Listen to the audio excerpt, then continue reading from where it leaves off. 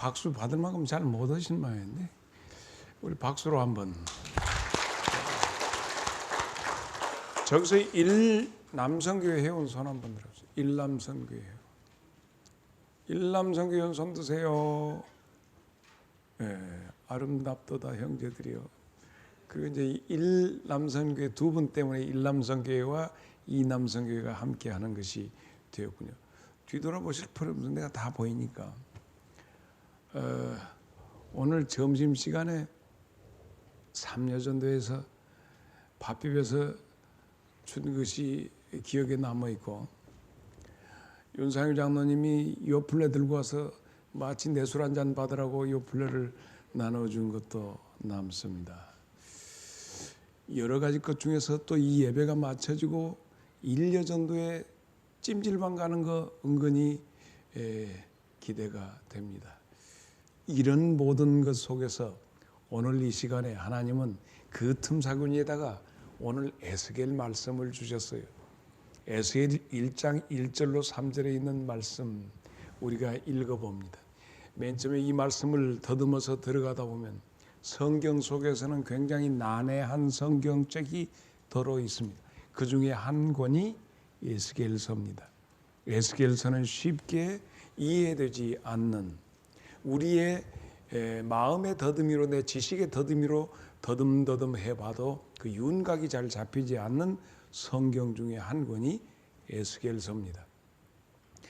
그럼에도 불구하고 하나님께서는 이 에스겔을 통해서 오늘 내게 무슨 말씀 주실까 하는 기대감 때문에 어제 저녁에 내 마음이 많이 설렜습니다. 말씀을 여러분과 함께 펼쳐가는 가운데서 내게 들려오는 세미한 음성이라든가 우레소리처럼 크게 들려지는 내 심령을 때리는 주의 음성이 어떻게 들려질까 하는 그런 기대감이 사실 말씀을 준비할 때마다 내게 있습니다. 그런데 그 시간에 말씀을 준비하는데 이 집사람이 와서 말 건든다든가 좀 이러면 겁나게 거시겁니다. 그래서 그러든지 어쩌든지 내가 지금 컨디션이 별로 거시기합니다. 내가 그럼 꼭 이건 여러분한테 고운 가르치는 것이 아니라 좀 어떻게 몸살기처럼 좀 그래서 내 컨디션을 온다면 오늘 조금 거시기 하고 싶다. 근데 별 수 없이 멋지게 하기 위해서 단에 섰습니다. 에스겔 선지, 이 에스겔 선지를 우리가 한번 만나보는데 아주 젊은 25살쯤 되어가지고 포로로 바벨론으로 잡혀가게 됩니다. 이 남쪽 유다 사람이거든요. 남유다 북이스라엘. 근데 남유다에 속해 있던 에스겔이 25살쯤 됐을 때 포로로 바벨론으로 끌려갑니다. 이 젊은 청년의 고뇌 생각해 보셨습니까? 우리는 성경을 보면서 그냥 지나가거든요. 이 젊은이가 얼마나 많이 그 시대 상황에 대해서 하나님 앞에 물음을 가졌을까 하는 것입니다. 그래서 이 에스겔은 25살의 젊은 나이로 끌려 다른 나라의 영어의 몸으로 끌려 들어가는 그때의 상황을 성경은 이렇게 소개하고 있습니다. 열왕기하 24장 10절로 14절. 그때의 바벨론 왕 느부갓네살의 신복들이 예루살렘에 올라와서 그 성을 애워싸니라. 그의 신복들이 애워쌀 때에 바벨론 왕 느부갓네살도 그 성에 나중에 이르르니 유다 왕 여호야긴이 그의 어머니와 신복과 지도자들과 내시들과 함께 바벨론 왕에게 나가서 딱 엎드리니 왕이 그놈을 체포해라 해서 여호야긴을 잡으니 때는 바벨론 왕의 8째 해니라. 즉위 8년째 되었습니다.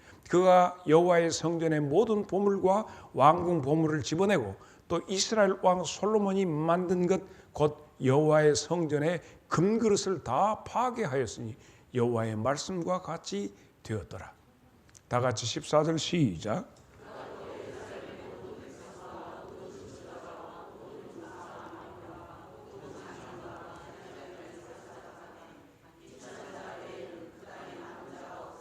기술자들과 좀 하는 모든 사람들을 싹쓸이 해가고 정말로 빌어먹고 아무것도 없는 법적으로 보면 금치산자와 같은 누군가 도와주지 않으면 살 수 없는 그 사람은 있을 때 제대로 그 나라를 억거할 수 없을 정도로 황폐하게 만들어버리고 싹 쓸어가는데 바로 이때 에스겔이 마지막으로 잡혀가게 됩니다. 바벨론, 우리는 바벨론 얘기할 때 누가 떠오릅니까? 느부갓네살 왕이 이렇게 할 때 그 나타났던 선지자가 있잖아요. 생각이 안 납니까? 다니엘이라고는 선지자입니다. 다니엘이 포로로 잡혀갈 때가 대략 주전 605년경입니다. 그리고 에스겔이 지금 잡혀갈 때는 주전 597년경입니다. 그러니까 대략 한 10년 차이를 두고 가는데 바벨론이 이 유다를 몇 번 침공해서 완전히 초토화시키냐면 3차례 침공해갖고 지금 마지막 차례로 데리고 가서 도저히 반역할 수 없도록 완전히 유다를 초토화시켜버리고 사람들 몰긋몰긋한 사람을 다 데리고 가버린 것입니다. 자, 여기서 우리는 하나님의 시대의 부름을 받았던 다니엘과 에스겔은 아는 사이였을까? 10년 차이로 갔어요. 그런데 솔직히 다니엘은 어디서? 왕궁을 중심으로. 그는 혁혁하게 어인이 찍은 일도 알고 막 하고 막 하면서 어떻게 했어요? 엘리트 집단 속에 들어가 있던 다니엘. 그리고 마지막 인재들을 다 끌어갈 때 제일 막차를 타서 누구? 에스겔이 가게 됩니다. 그래서 그들이 끌려간 세월의 차이는 대략 한 10여 년 차이가 납니다. 그래서 과연 이 두 사람은 교류하고 친했을까라고 하는 겁니다. 여러분에게 내가 이 말씀을 드리는 것은 성경학자들도 궁금해하는 부분이에요. 같은 지역에 끌려갔어요. 같은 민족이에요. 그러나 다니엘은 아주 청명한 사람들 뽑아가지고 가서 왕궁에다 두고 왕이 신하로 부리려고 한 사람. 그리고 에스겔은 마지막 싹 쓸어갈 때 끌려갔던 사람. 나이 차이도 좀 있을 것 같아요.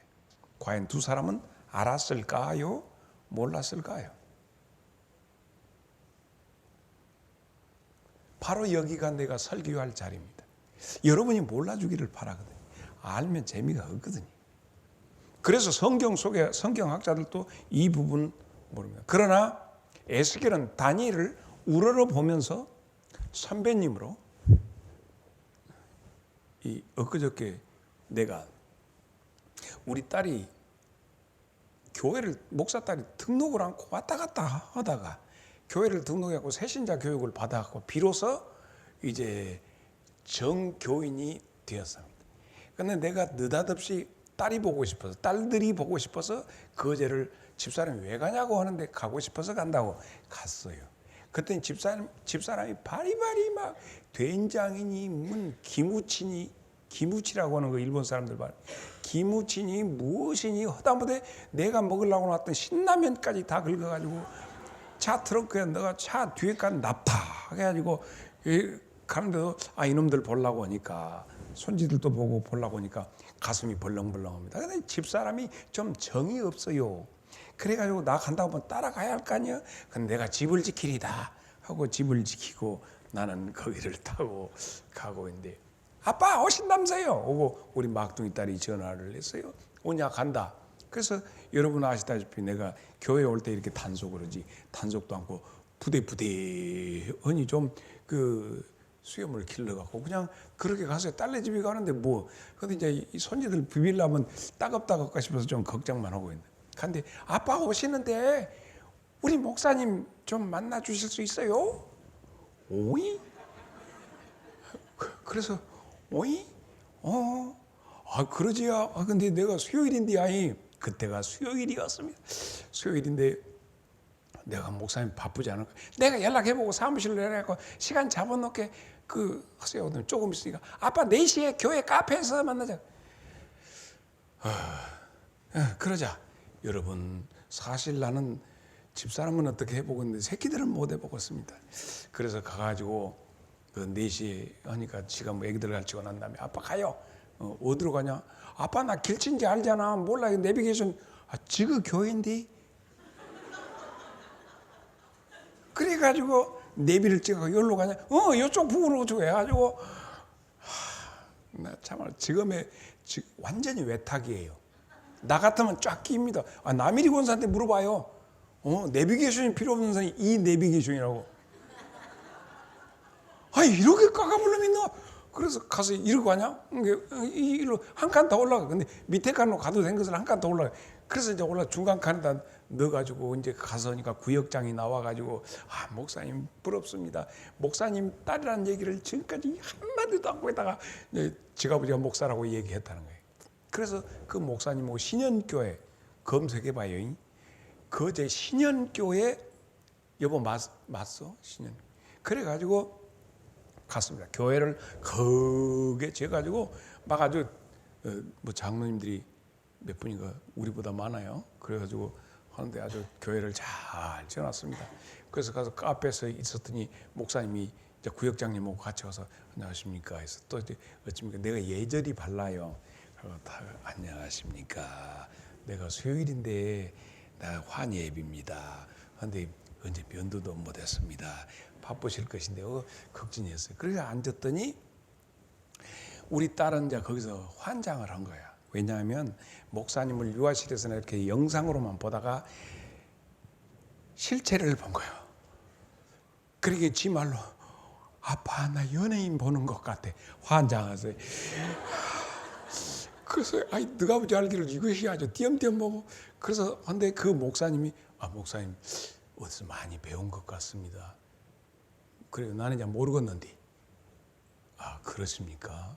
어디서 배웠을까요? 총회 출입은 안 하셨을 것 같고 그랬더니 목사님 혹시 옛날에 청북교회 오셔서 집회 오셨으면 재직 세미나인가 그것도 내가 나가서 선곡하다. 목사님 김영태 목사님 계실 때 내가 수석 부목이었습니다. 그래 내가 어떻게 할 것이? 몰랐지. 그러고 이제 해가지고 그러셨구나. 그러면 영태 목사님이 가시고 1년 동안 임지가 없어가지고 하다가 영태 목사님이 이렇게 해서 이제 여기까지 오게 된 그 얘기를 쫙 하더라고.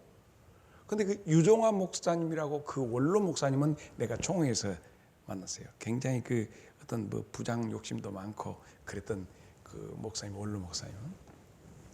그래서 얘기하는데 끝나고 오는데 우리 딸 하는 말이 아빠 보니까 나는 우리 목사님이 연예인 같다고 했는데 우리 연예인 같은 목사님을 연예인 같이 보대? 이 말을 이해하려고 하면 여러분들은 그러니까 우리 아빠는 내가 연예인 같이 여기고 있는 우리 교회 목사님이 아빠를 보는데 연예인처럼 보더라는 거야. 어째 여러분 어떻게 내가 그랬죠. 그 김영태 목사님이 대전신학대학 총동문회장 할 때 나는 호남신학대학 총동문회장을 하면서 둘이 뭔 기관을 만들었다고 이제 얘기. 너무 맛있고 막. 근데 거기가 그 땅개비 이렇게 어떻게 나한테 하니까 우리 딸이 보니까 지금 목사님을 연예인으로 하는데 연예인으로 봤던 지금 목사님이 나한테 연예인을 대하는 것 같이. 이해돼요? 안 돼요? 돼요? 다행입니다. 그래가지고 보니까 아빠가 나 그래. 야 이 자식아 너가 빨기를 너가 내가 날 대게 하는구나. 그렇게 한 적이 있습니다. 그런데 과연 다니엘이 에스겔을 알았을까요? 남일이 권사님 알았을까? 내가 신현교회 목사 모르겠기 모를 수밖에 없고 신현교회 목사가 나를 알겠기 에스겔은 다니엘을 알았습니다. 너무 유명했기 때문에 다니엘이. 이제 이렇게 하면 이해가 되지요. 내가 이 얘기하려고 지금 거제도까지 갔다가 지금 돌아왔잖아요. 그래서 에스겔 14장 14절에 보면 비록 노아, 다니엘, 욥 이 세 사람이 거기에 있을지라도 그러니까 에스겔은 다니엘을 격을 노아나 욥이나 그 반열에다 놓고 얼마나 우리 전라도 말로 희끗희끗하게 존경을 했던 거예요. 다 같이 한번 읽어봅니다. 에스겔이 한 말이 시작.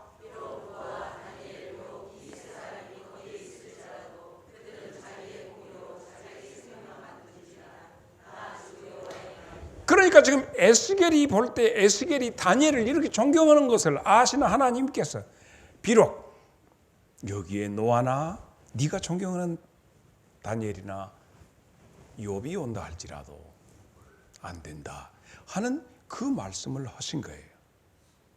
그러니까 예를 들어 임방석 장로가 누구를 존경하고 하는데 임방석 장로에게 메시지 주기 위해서는 임방석 장로의 내면 속에 자리하고 있는 그 인물을 하나님께서 들어서 네가 그렇게 존경한다마는 이렇게 한다 하는 것을 가르쳐 주신 것이 14절입니다. 그러므로 오늘 우리는 에스겔을 통해서 하나님의 말씀을 들어야 합니다. 오늘 내게 어떤 말씀 주시는가? 에스겔이 당하고 있는 지금 감당기 어려운 환경과 여건, 이를 통해서 하나님은 분명히 우리에게까지라도 말씀하신다. 그러면 에스겔이 처했던 환경이 무엇이냐? 모든 자기 백성들이 전부 끌려와서 지금 바벨론 강가에서, 다니엘은 왕궁에서, 자기는 그 강가에서 머무를 수밖에 없도록 비참해서 먼지가 퍼석퍼석 나는데 난민 수용소처럼, 포로 수용소처럼 거기에 머물고 있는 에스겔이 무엇을 기도하고 어떤 고민 속에 그가 몸부림쳤겠는가? 먹을 것이 없어서가 아니라 그가 처한 환경을 통해서 하나님 앞에 계속해서 몸부림쳤습니다. 그런데 그가 그 속에 이스라엘 백성에게 했던 이야기는 이것이요. 이건 하나님의 심판이다. 우리에게 지금 주어진 이 환경은 하나님이 우리에게 주신 심판이다.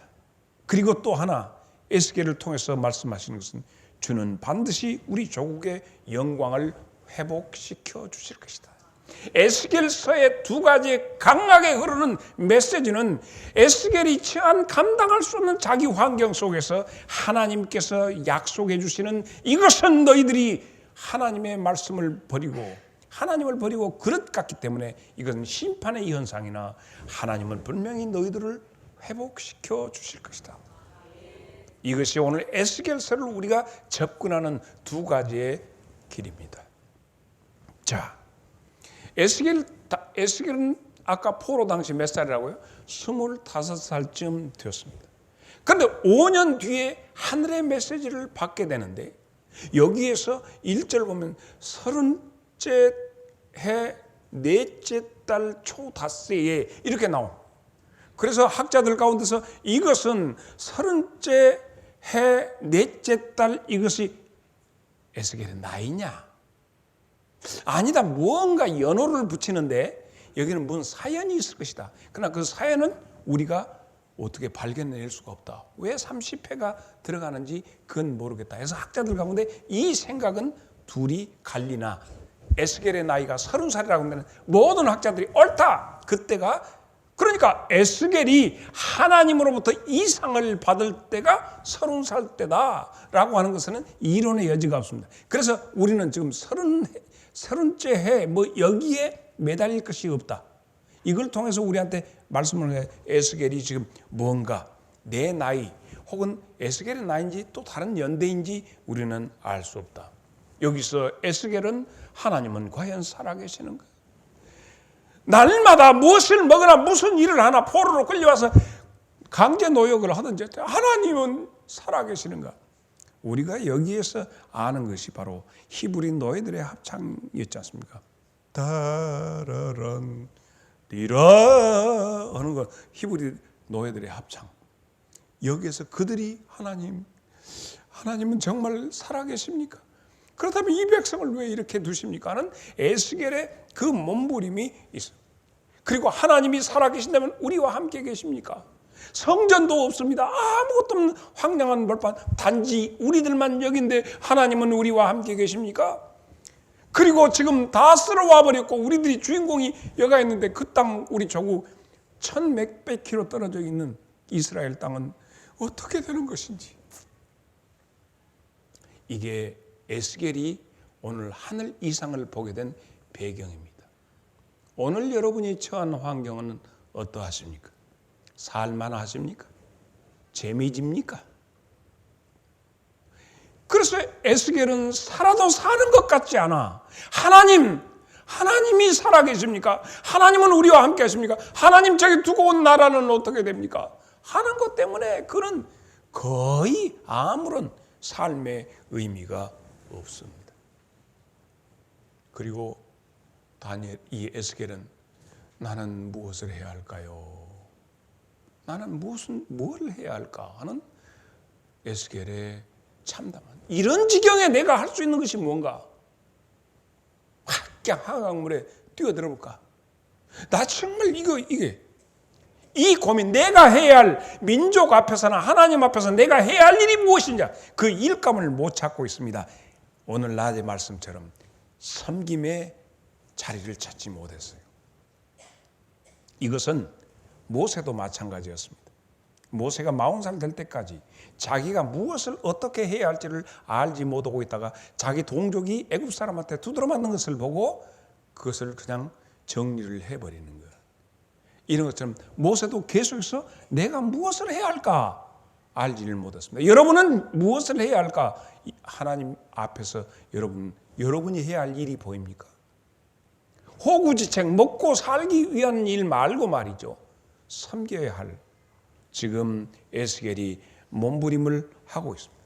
숱한 절망 속에서 나는 누구며 나는 무엇을 해야 할 것인가 하는 이 에스겔의 괴로운 심사를 가지고 있는 그때입니다.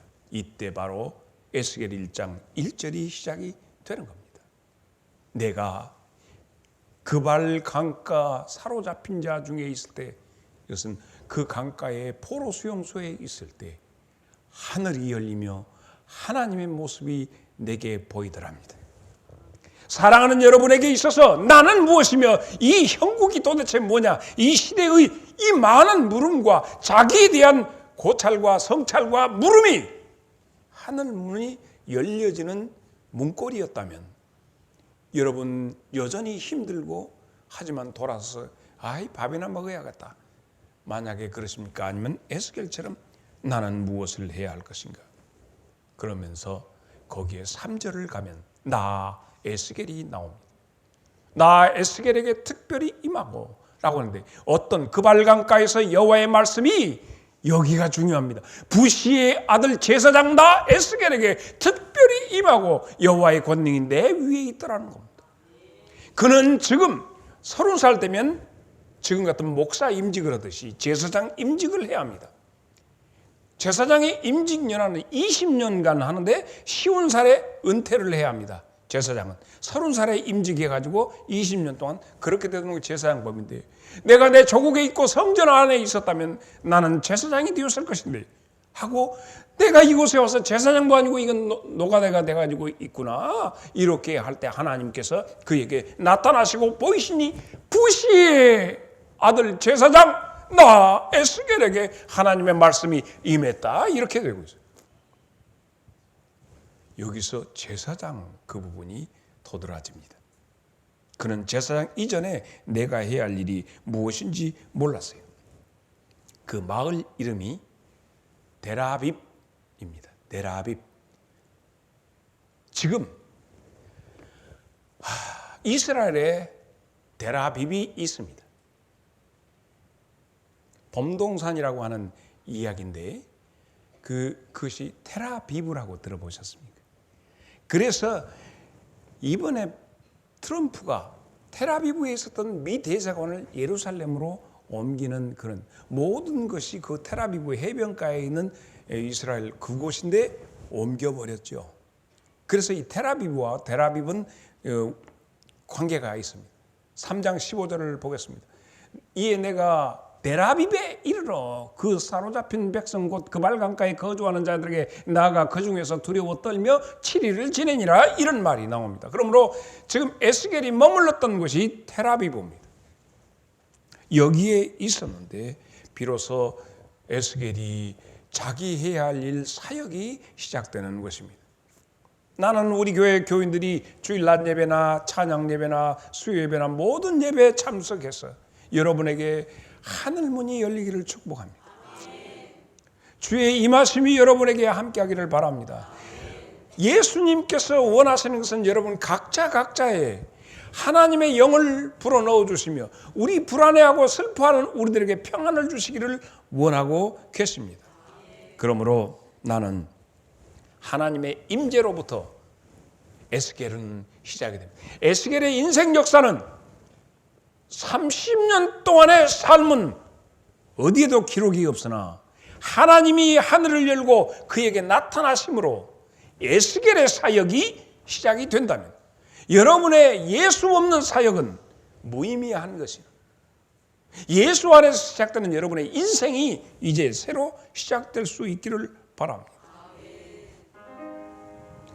내 영혼이 은총 입어 중한 죄짐 벗고 보니 슬픔 많은 이 세상도 천국으로 와하도다. 할렐루야 찬양하세. 내 모든 죄 사함받고 주 예수와 동행하니 그 어디나 하늘나라. 그렇습니다. 제사장으로서 고향에 있었으면 임직받고 제사장 직무를 했을 것인데 범죄함으로 모든 성전도 다 없어져 버리고, 그리고 그는 제사장의 직무를 할 수 있는 제사장 현장도 없습니다. 그러나 하나님이 임하시니까 아무것도 없는 건물도 없는데 나는 제사장이라고 하는 자의식이 확실하게 부여된 것입니다. 백성의 모든 문제를 가지고 하나님 앞에 갈 수 있는 자격이 있음을 발견했습니다. 그에게 있어서 제단도 없고 그에게 있어서 회막도 없고 피난민, 난민, 포로, 난민 수용소에 있으면서 나는 하나님의 제사장이라고 하는 자의식이 설정되었습니다. 나는 오늘 함께하는 여러분 모두에게 이 하나님이 여러분에게 주시는 정체감, 이것이 발견되기를 축복합니다. 이때 에스겔이 일어나게 됩니다. 그리고 그가 본 것이 무엇이냐 하는 것이에요. 하나님이 그에게 보여주셔서 그가 본 것은, 여러분, 절망은 어떤 사람이 극복하느냐 묻는다면 절망은 비전을 가지고 있는 자가 절망을 극복합니다. 꿈이 있는 자는 절대 절망하지 않습니다. 여러분에게 하나님이 꿈을 주시기를 축복합니다. 야곱이 야복강 가해까지 갈 때까지 절망했습니다. 그래서 모두 다 너희들은 죽어버리고 나만 살란다 하고 안 갔는데 그날 저녁에 하나님이 길을 열고 그에게 임해 주심으로 모든 사람을 뒷전에 두고 내가 가서 죽으리라 하고 형님 앞에 앞으로 나갔습니다. 분예를 걸을 때 환도뼈로 인해서 다리를 절었고 그때 햇빛이 쫙 비치더라. 이것은 현상을 보여주는 것 같지만 그 찬란한 햇빛을 보고 절뚝거리면서 걸을 때의 야곱의 걸음은 이 세상에 걷는 어떤 걸음보다도 균형 잡히고 아름다운 걸음이었습니다. 가난해서 쩔뚝거리십니까? 병들어서 쩔뚝거리, 늙어서 쩔뚝거리십니까? 하나님이 여러분에게 비추시는 하나님의 치료의 광선이 임하시기를 축복합니다. 이사야도 우시야 왕이 죽던 때에 성전에 들어가서 환상을 보고 사역자가 되었습니다. 사도 바울도 다메섹에서 예수님을 만난 뒤로 사역자가 되었습니다. 비로소 사도 바울의 역사가 시작되는 거예요. 비로소 장성제일교회 성도들의 역사는 하늘이 열리고 하나님이 여러분에게 임하실 때 가능합니다. 그발 강가에 있었던 고독한 청년 에스겔에게 하나님이 하늘 문을 여시고 그에게 오셨습니다. 그리고 에스겔아 일어나거라. 나의 등 뒤에서 나를 도우시는 주, 나의 인생 길에서 지치고 고나여 매일처럼 주저앉고 싶을 때 나를 밀어주시네. 아무개야 일어나 걸어라 내가 새 힘을 주리니 일어나 너 걸어라 내 너를 도우리. 에스겔은 세 가지 것을 보았습니다. 제일 먼저 에스겔이 본 것이 무엇이었느냐? 그것은 내 생물을 보았습니다. 이것이 4절로 14절에 있는 내용인데 시간 관계상 여러분이 집에 가서 찾아보시기 바랍니다. 그런데 거기는 내 생물이 나타났는데 생김이 너무 희한하게 생겼어요. 그래서 이렇게 보니까 그래서 어떤 사람은 이것은 하나의 비유일 것이다 얘기합니다. 비유에 자 보세요. 예수님은 하나님의 독생하신 분으로 우리에게 오셨는데 성경은 뭐라고 하죠? 세례 요한은 뭐라고 하죠? 예수님 보고 보라 세상 죄를 짊어지고 가는 하나님의 어린 양이로다 했어요. 아 어린 양. 그런데 그 어린 양은 뭐예요? 6월절의 어린 양이라는 말이죠. 그럼 애굽에서 나올 때 6월절 그때 패스오버 했던 때 그때 당시에 이스라엘 백성은 어린 양을 잡아서 그걸 먹고 그 피로 문설주 문인방에다 바르고 그렇게 하니까 죽음의 천사가 넘어갔다 하는 얘기입니다. 예수 그리스도는 우리에게 그 보혈이 예수 그리스도께서 우리에게 친히 주신 말씀 그의 삶 우리에게 주신 그 모든 것이 내게 에너지가 되어서 어린 양이 된다는 얘기입니다. 그런데 어떤 사람은 어린 양은 예를 들어서 앞다리의 그 근육은 어쩌고 뒷다리는 어쩌고 삼겹살은 어쩌고 콩팥은 어쩌고 이것은 무슨 상징 이건 잘못된 거예요. 예를 들어서 거기서 성경이 우리들에게 얘기하는 것은 바로 지금 얘기한 6월절의 어린 양의 의미를 하면 되는 거예요. 그런데 이쪽 다리는 어쩐 다리 뭔 요 근육을 쓰는 다리인 게 힘을 받고 이것은 해석에 대해서 상징에 대해서 너무 지나치게 많이 들어가는 거예요. 전혀 그렇게 해서 정말 6월절의 어린 양 예수님을 설명하기 어렵습니다. 여기에 그룹들을 보게 되는 네 생물을 보게 되는데 하나는 사자 같고 그 얼굴이 하나는 소 같고 하나는 사람 같고 하나는 독수리 같다는 얘기예요. 여러분 이거 무엇을 뜻하는 거죠? 에스겔이 본 네 생물을 보게 됩니다. 살아있는 어떤 존재. 그런데 보니까 얼굴이 그런 식으로 됐다는 거예요. 사자, 소, 사람, 독수리. 자, 이것은 하나의 어떤 환상 정도였을까요? 에스겔이 본 것이 뭔가 이거 상징을 주기 위해서 한 것일까요? No! 그렇지 않습니다. 천사들의 모습입니다. 왜냐하면 나중에 에스겔 10장 15절에 만나게 됩니다. 그룹들이 올라가니 그들은 내가 그발 강가에서 보던 생물이라. 그룹들은 천사를 말하는 거예요. 천사들이 올라가는데 그때 보던 그 생물이네. 이 속에 담겨져 있는 것이 도대체 뭘까? 천사들의 형상이 그들이 가지고 있는 영적인 기능을 말하는 거예요. 사자 같은 기능, 소 같은 기능, 사람 같은 기능, 독수리 같은 기능. 주르락무하는 자 올라가 뭐같이 독수리같이. 이런데 이 속에서 나타나는 천사들의 그것을 통해서 천사가 도대체 사람처럼 생겨서 인자한 날개를 싹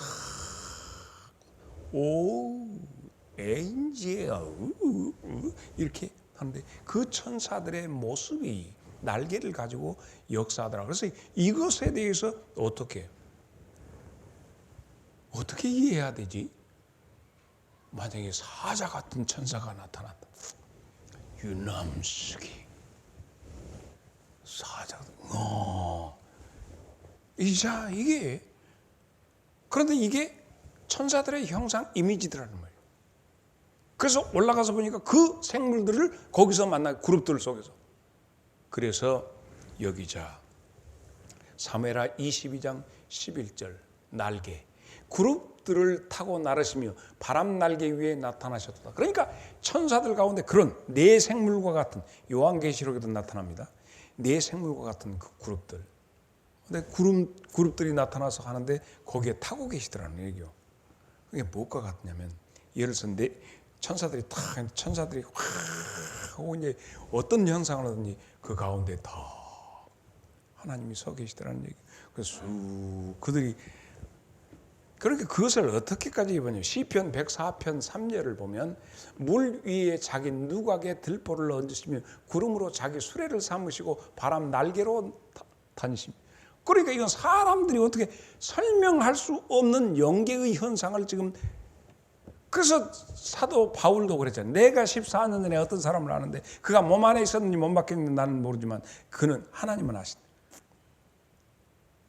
말로 형용할 수 없는 그 어떤 것을 봤다는 거예요.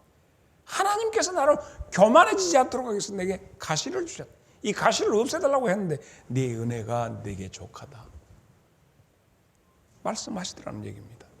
자, 이 말씀 속에서 에스겔아, 네가 본 내 생물처럼, 네가 지금 하나님은 도대체 어떻게 하시냐고 그러시는데, 하나님은 지금 일하고 계신다. 천사들을 보내어서 일하고 계신다. 그래서 성경의 이 말씀에 근거해서 성경학자들이 마태복음에 보면 예수님께서 왕의 왕으로 오셨다. 그래서 마태복음의 별명이 사자복음이에요. 기억하세요?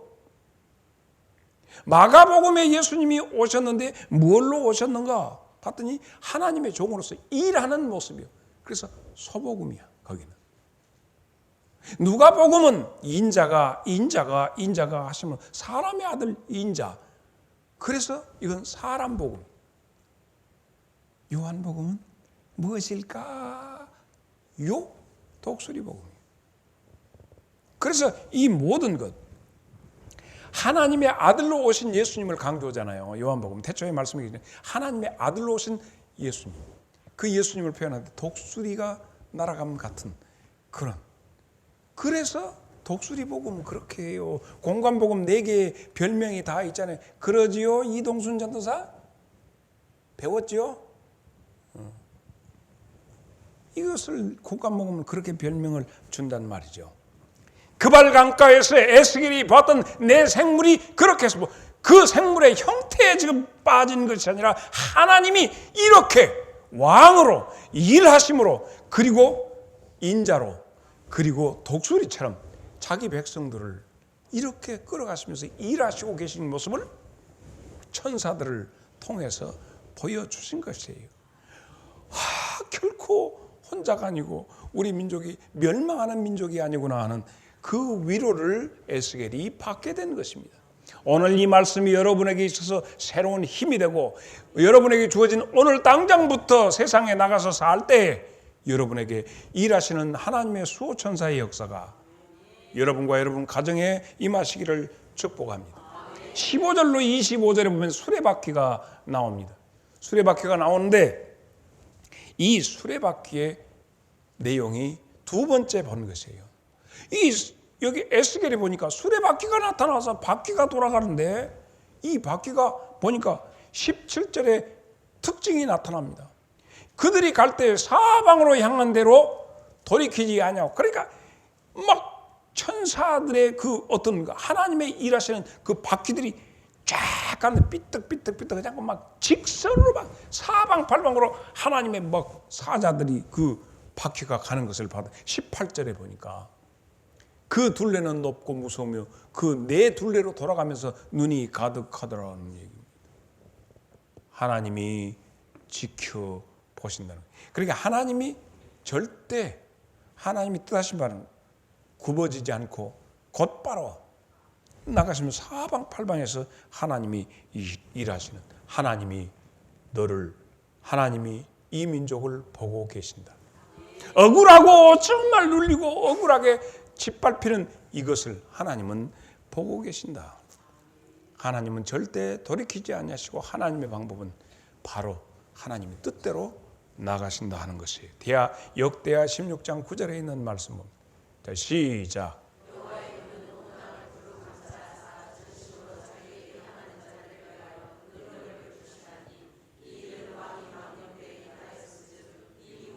하나님의 눈은 전심 우리 모두를 지금도 살펴보고 계십니다. 스가랴 4장 10절에 있는 말씀 시작.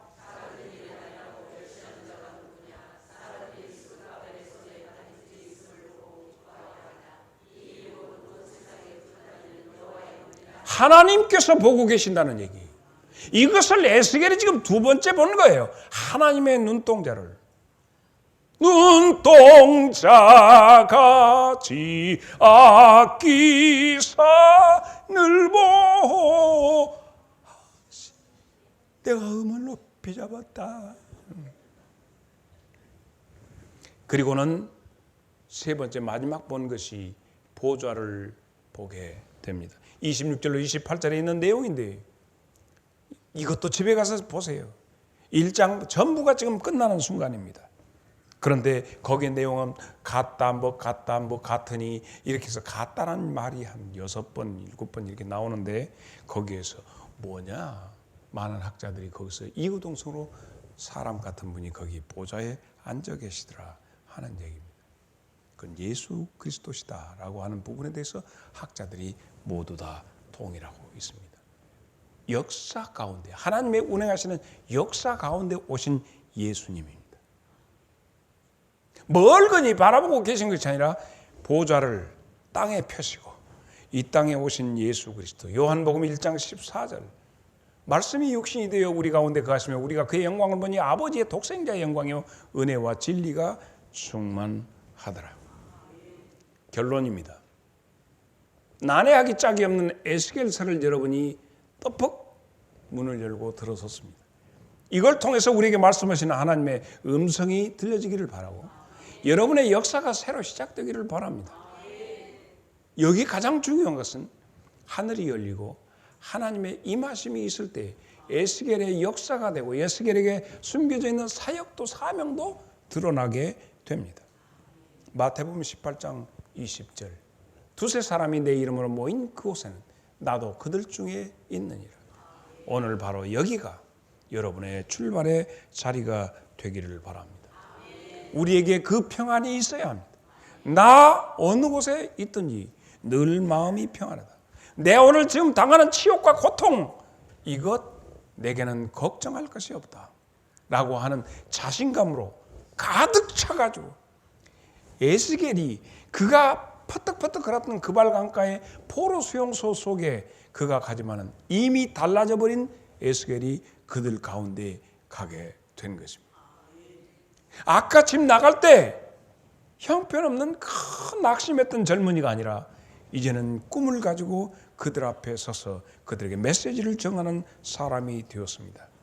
내 삶에 하나님의 포부를 담는 존재가 되기를 바랍니다.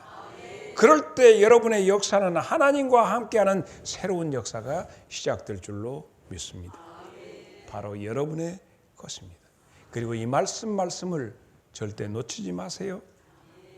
여러분의 것입니다. 오늘 여러분에게 하늘이 열리기를 축복합니다. 하나님 우리 아버지의 무궁하신 사랑과 성령님의 감화와 감동 그리고 교통하심이 에스겔 선지를 통해서 오늘 나에게 말씀 주시는 이 말씀 내가 내 말씀으로 내가 새로운 출발의 시간으로 삼기를 원하는 주의 사랑하는 모든 형제와 자매들 심령 위에 이제부터 영원토록 함께 계시기를 축원하옵나이다. 아멘.